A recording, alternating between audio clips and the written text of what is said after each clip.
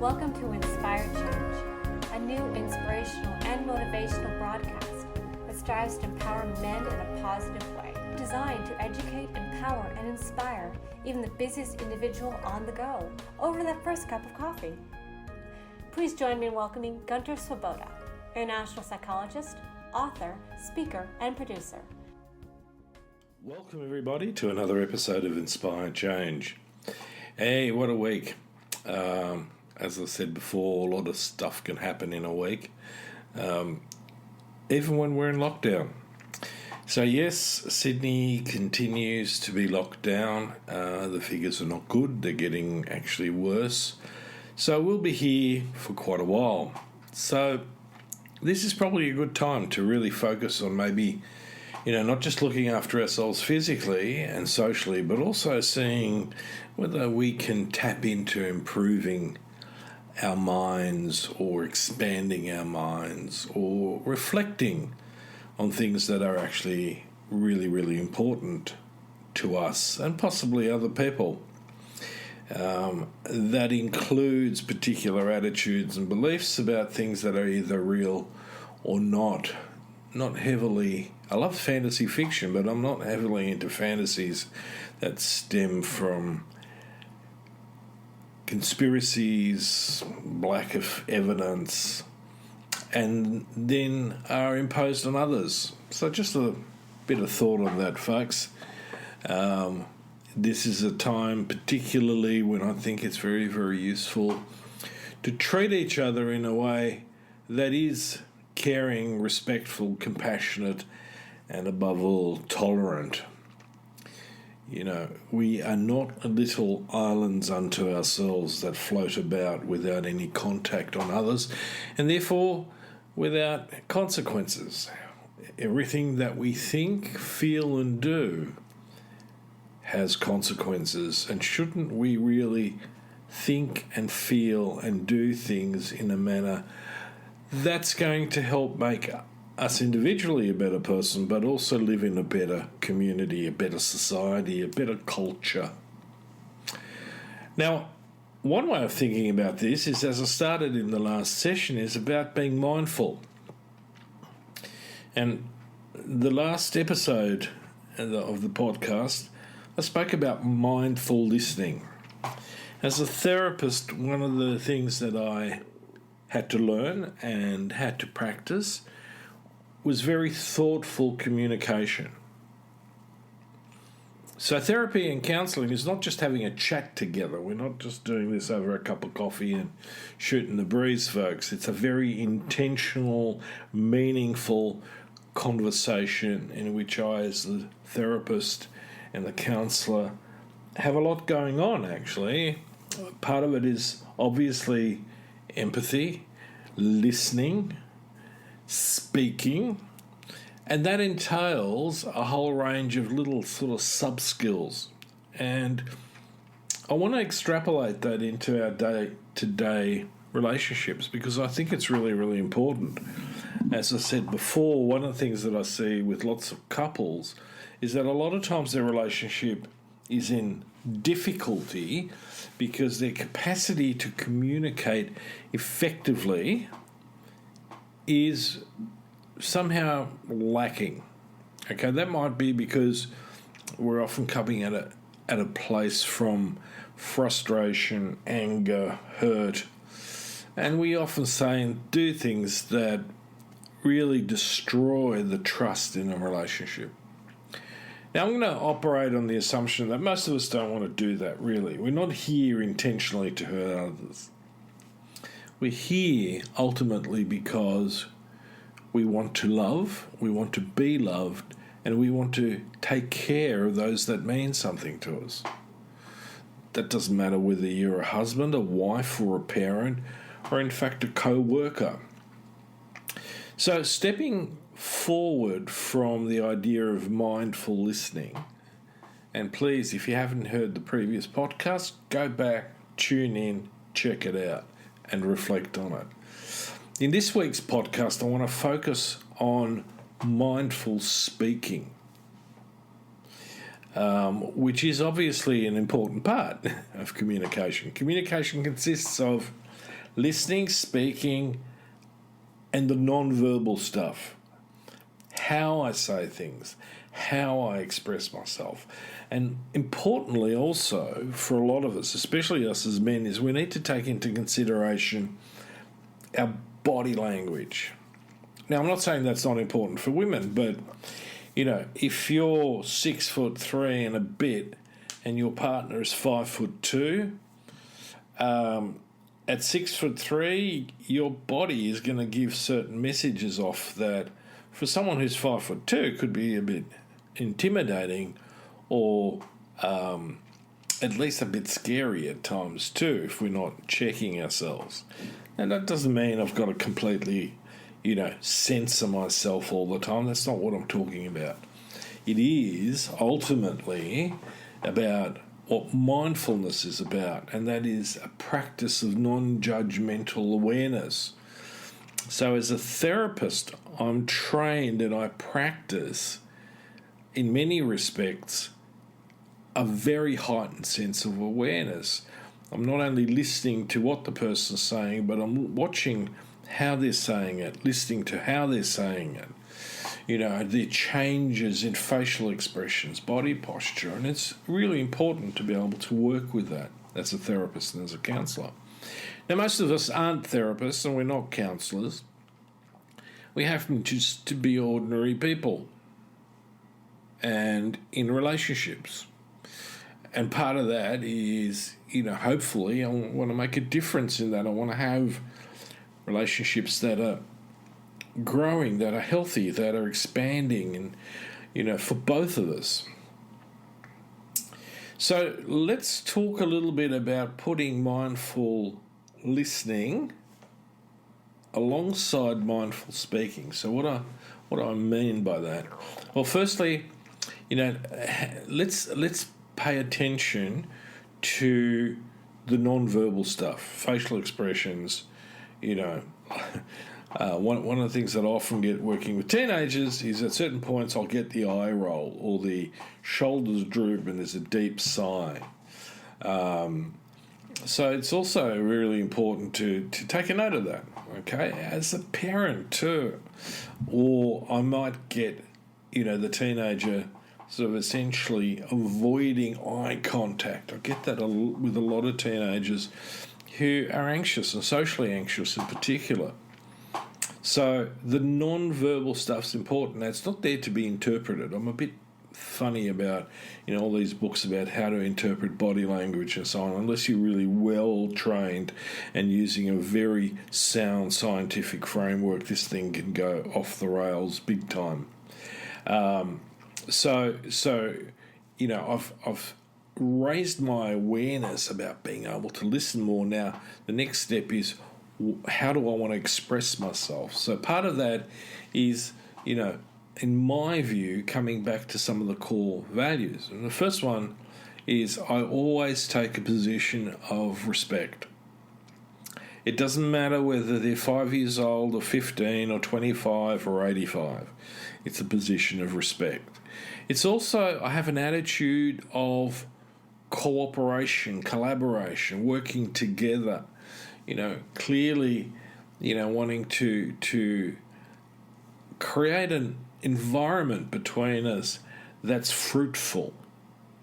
So I want to be able to make sure that my approach to engaging with this person and speaking my truth is respectful, it's attentive, it's using language that is not going to offend.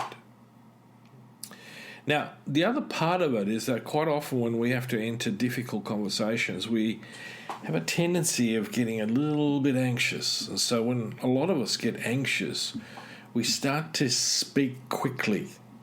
And sometimes we express a whole bunch of ideas, that sometimes don't necessarily go together. But it's the pressured speech that often accompanies anxiety, which I think is important to note. So the key thing here is, slow down, take a breath, get grounded, allow yourself to be in the moment with that person.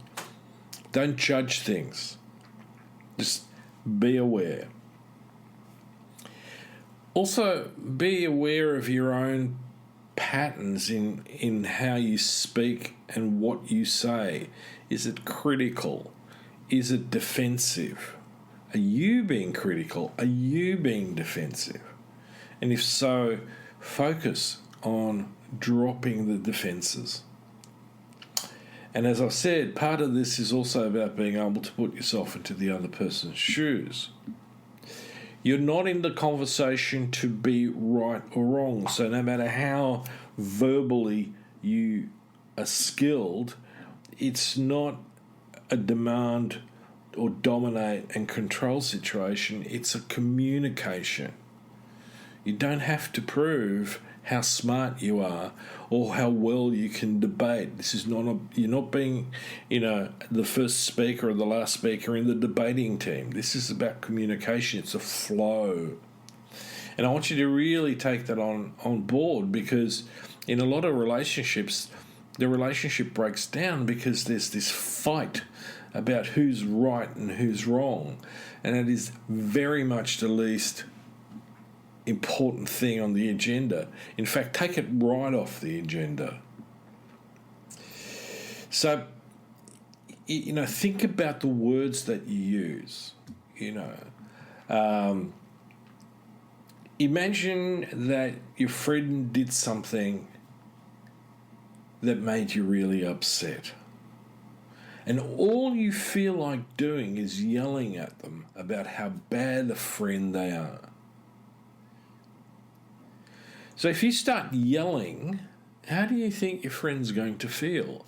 Now let's replace friend with wife, husband, child, teen. It's not going to be a very fruitful communication or discussion or a meaningful conversation. So pick your words carefully. You know that old saying about sticks and stones may break my bones, but words will never hurt me? It's rubbish. Some of the most long-term scars and wounds that I've worked with people on have been not physical violence, but emotional violence, verbal violence. So it is really, really important to choose your words carefully. Okay? So be mindful of all these things. The other part is be mindful about how the other person is responding to you. We generally give off signals where we go, I'm not sure the person's really with me. If so, stop. Check it out. One of my memes is, if in doubt, check it out. And I think it's a really useful, and especially when we're looking at communicating mindfully. It's in that space where we begin to really start connecting. Good eye contact, not hanging over someone, not folding your arms. Be open in your body language. Use words that are not loaded. Don't use phrases that are loaded. Don't necessarily, try to be funny. In a meaningful conversation, humour is often misplaced. Certainly don't be sarcastic. Sarcasm it can be an extraordinarily damaging way of communicating with someone, because it's fundamentally often in the situation hostile. So that is not what the conversation is about. Okay? Remember, non-judgmental awareness. So don't be judgmental, but be aware. Be highly aware. So what I want to encourage you to do is to put that sort of in practice, So when you go into intentionally communicating mindfully, whether that's about being assertive or whether it's just being, in a space where we want to have a good conversation, pay attention to yourself and the other person and the responses that come both ways, both verbally and non-verbally. Now, it takes practice, especially if we get emotionally triggered or heated. And, dealing with a partner or our children, one of the things that's really important, especially with kids, is not to scare the hell out of them, because they're going to run for the hills, either literally or mentally. And once they disengage, it's often hard to bring them back into the relationship and help them feel safe. The whole point of attachment is for the child to feel safe and secure. But that's true too for us as adults. Okay, some more room for thought, and certainly room for reflection, and in this case, practice. All right, now, just a quick plug. This is my 99th podcast, so the next one's going to be special. It's the 100th podcast that I've done, and I'm going to invite a very, very, very special guest to that, and that happens to be my wife and partner in crime. I often say that, but I'm not sure how she feels about that. And what I want to do is talk a little bit about relationships, and if she's up for it, maybe a little bit about what she feels and what I feel that makes our relationship special, and what it is that we can share with people reasonably and within some clear boundaries about that may help others to take a look at how they can improve and work on their relationship. Because in that next sort of season beyond the 100th podcast, I want to really explore more deeply, the growth for ourselves individually, but more importantly, as partners to each other and as parents. As I said, one of the podcasts I talked about Gabor Mate's and Gordon Eifeld's book on attachment. I want to dive deep into that concept because it's so fundamental to many of our psychological distress and disturbances that we can't avoid dealing with it. We need to also create attachment villages like we used to have, where people are connected to each other. And that comes from good, mindful communication. It comes from being mindful ourselves and about others. When we're detached, when we're disconnected, we often do and say things that are really toxic. So I really sincerely hope that all of you are going to join me with my very, very special conversation with my wife and partner, which will be about an hour program. So until next time, until that 100th podcast, have a great week and make it special. Thank you for listening to Inspire Change with Gunter. Gunter Swoboda does individual and group coaching for men looking to grow. For more information on this and the global Making Good Men Great movement, check out goodmengreat.com to get into contact. If you have a topic for the show or would like to be a guest on the air, please email producers at miranda@noirtainment.com. That's Miranda, Miranda, at noirtainment, noirtainment.com. Thank you, and always keep inspiring change.